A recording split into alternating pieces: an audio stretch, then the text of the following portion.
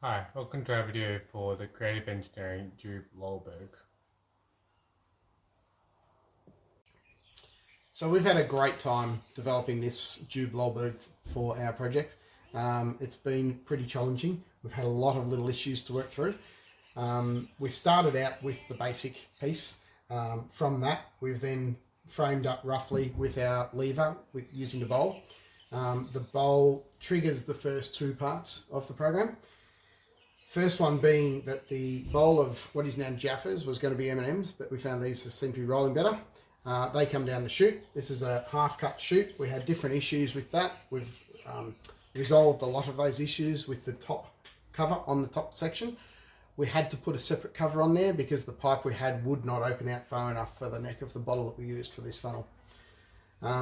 Once that triggers, it also pushes the ball bearing that comes along the top track.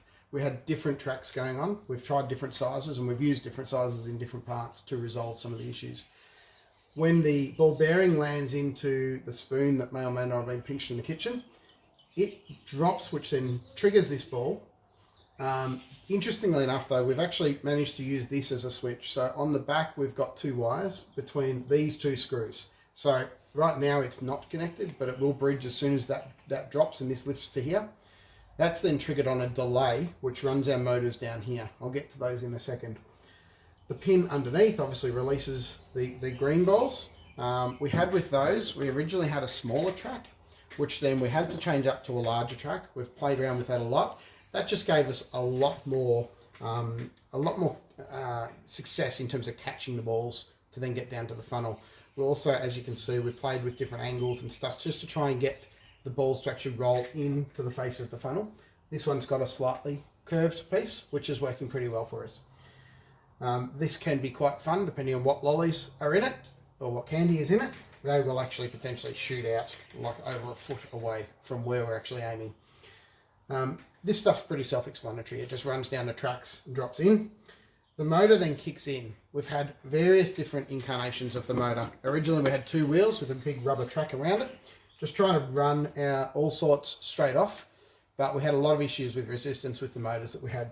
So we then moved across to a platform, which is attached to a wheel, and our platform literally would just rotate approximately 90 degrees, split the candy off into the bowl, which is obviously sitting on the platform.